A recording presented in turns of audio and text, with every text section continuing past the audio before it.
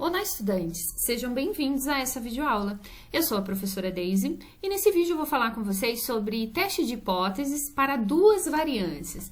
Ou seja, eu vou trazer para vocês as situações onde a gente tem a necessidade de comparar a variância de uma amostra com a variância de outra amostra, certo? Bom, vamos lá então. Esse exemplo se trata da seguinte situação. Uma empresa montadora de computadores deseja comparar a variabilidade do comprimento em milímetros de um determinado componente fornecido por duas empresas diferentes. Com os dados abaixo e tendo em vista a normalidade, qual a conclusão que se pode chegar ao nível alfa de 5%? Bom, a primeira coisa que a gente tem que perceber numa situação como essa é que a gente tem duas amostras. Tendo duas amostras, obviamente, a gente vai ter um parâmetro para cada amostra, então as hipóteses sempre serão um parâmetro comparado com o outro. Nesse caso, ele no enunciado já fala, deseja comparar a variabilidade. Então, eu vou saber se a variância dessa empresa, né, a variabilidade do quê? A variabilidade do comprimento da peça. Se essa variabilidade pode ser considerada igual a essa variabilidade da outra empresa. Então, variância da população 1 igual a 2 ou a variância 1 é maior que a variância 2, certo? Bom, primeira coisa, copiar o conjunto de dados lá para o R, trazer eles aqui, vamos chamar de JC, Czinho, JC, Czinho concatenar, e agora eu tenho que trazer a vírgula, para separar os argumentos, senão ele não consegue entender que são vários valores.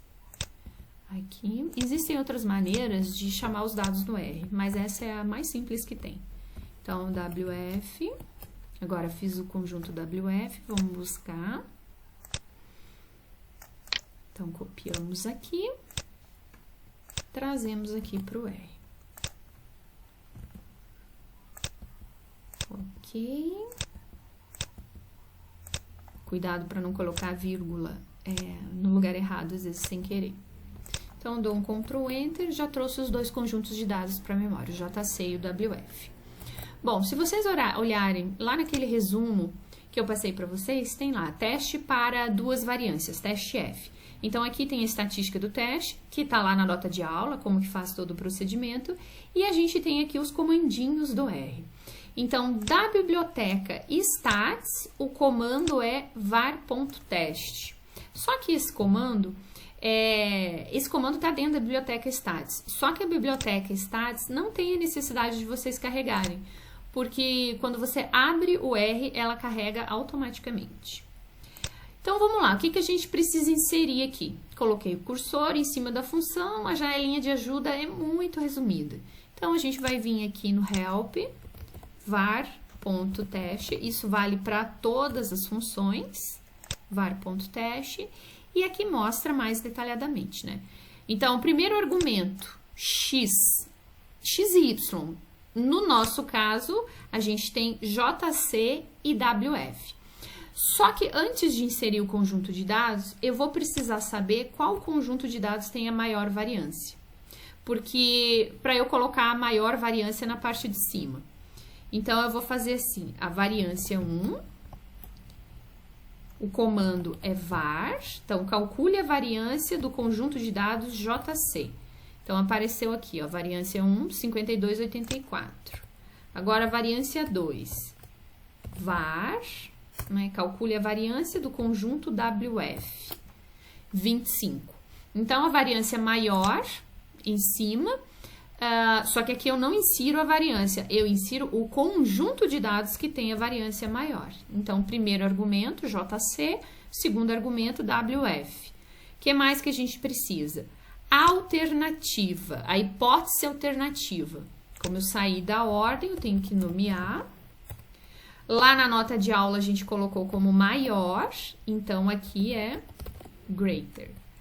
E nível de confiança 0,95 é o mesmo que está pedindo na nota de aula. Então, eu dou um Ctrl Enter, aqui a gente já tem o teste. A gente praticamente, para teste de hipótese, a gente só olha o p-valor. E o que que a gente conclui aqui como p-valor? Maior do que a região de rejeição. Então, p-valor maior que o alfa, que é a região de rejeição. Então, o que que a gente tem que fazer? Aceitar H0. E o que que significa aceitar H0? Voltando aqui para ver a hipótese, aceitar H0 significa que a variabilidade da empresa JC é igual à variabilidade, não da empresa, né? Dos componentes da empresa JC é igual à variabilidade dos componentes da empresa WF. Então, seria aqui, já encerrou a questão, já aplicamos o teste de hipótese. Mas o que eu quero mostrar para vocês é como calcular um p-valor e como usar esses comandos para consultar valores na tabela. Então, da mesma forma do vídeo anterior, daqui quadrado, para a gente calcular um p-valor, o comando é p e o nome da distribuição. Essa distribuição é a F, teste F, distribuição F. Então, o comando é PF, P de probabilidade, P de p-valor. A primeira coisa que a gente tem que inserir é um Qzinho ali. Aquele Q é o quantil, aquele Q é a estatística do teste. Aí, em seguida, ele pede grau de liberdade da amostra 1 e 2. As duas são do mesmo tamanho, né? As duas são 10. Então, o grau de liberdade, N-1, 9 e 9. E aí tem a questão da cauda, que é o lower tail. Se eu deixar como verdadeiro, ele vai calcular a cauda para o lado do menor. Só que no nosso caso, a gente colocou maior em H1, então a nossa região de rejeição é para o lado dos valores maiores. Então, como a minha rejeição é para esse lado, eu preciso calcular o p-valor para esse lado também, para o lado da região de rejeição. Então, eu indiquei para ele qual é o valor de F calculado, que é 2,09, e quero que ele calcule o tamanho da área depois do 0,9, que é lower tail falso, que é cauda menor falsa. Então, aqui o tamanho da área 0,1422, né, que é o mesmo valor aqui que a gente fez no teste. Agora, se você quiser consultar um valor na tabela, por exemplo, aqui no enunciado, a gente tem que o valor tabelado é 3,18, porque a gente queria encontrar um valor tabelado aqui que acima dele tivesse uma área de 5%. Então, como seria isso? Então, o quantil da F, acima dele eu quero 0,05, grau de liberdade 9 e 9, e aí eu tenho que dizer que o lower tail é falso, porque se eu deixar como verdadeiro, ele vai calcular 5% para baixo, então ele vai me dar um quantil lá do outro lado da distribuição. Então, fazendo isso, o quantil 31788. Aqui na nota de aula, 3,18, porque a tabela arredonda os valores, né? E aqui no R, ele traz várias casas depois da vírgula, certo? Então, PF, calculo p-valor. QF é como se eu estivesse procurando os valores na tabela, certo? Da mesma forma do vídeo anterior que eu mostrei para vocês no Q quadrado, essas duas funçõezinhas aqui não interferem no teste de hipótese.